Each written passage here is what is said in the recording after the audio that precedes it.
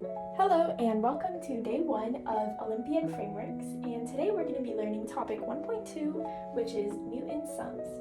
So building off of our 1.1, which was Vieta's formulas, we're still going to be using an equation which has the coefficients a, b, c, and d. So we have s sub k is the sum of the kth power of the roots, where our roots are r1, r2, r3, and so on.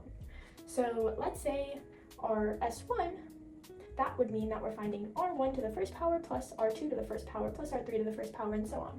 Likewise, s sub 2 means that we're finding r1 to the second power plus r2 to the second power plus r3 to the second power, and so on. Let's take a look at the 1971 AHSME question number 20. So the problem states that the sum of the squares of x squared plus 2hx equals 3 is 10. So it's giving us a very good hint here. So it's saying the sum of the squares. And remember, the sum of the squares, we said, was s sub 2, because k in this case is 2. So keyword there, we're going to be using these first two formulas in our equation. So let's see, what is it asking us?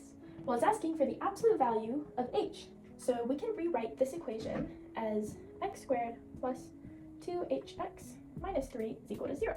And now we have it in our quadratic form, in which we can find our coefficients. So we know a is equal to 1, b is equal to 2h, and c is equal to negative 3.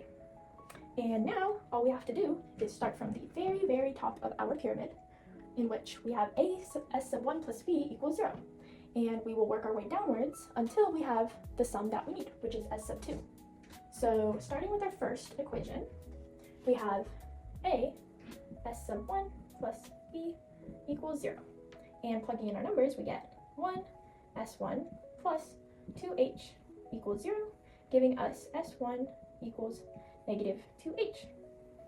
And now that we have s1, we're able to go back to our equations and use s1 in the second equation to find a relationship between s2 and h.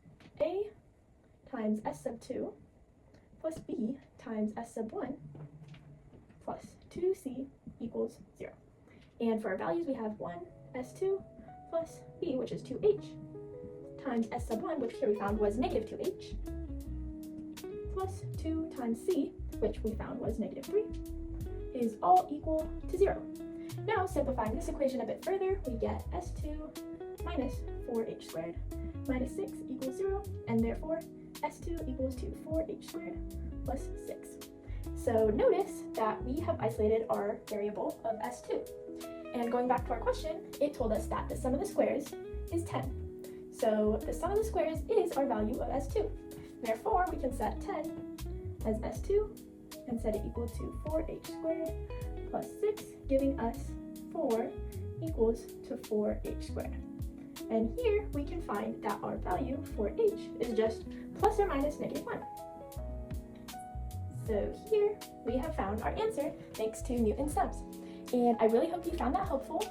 And if you would like to look into the Olympiad frameworks, I hope to see you for topic 1.3.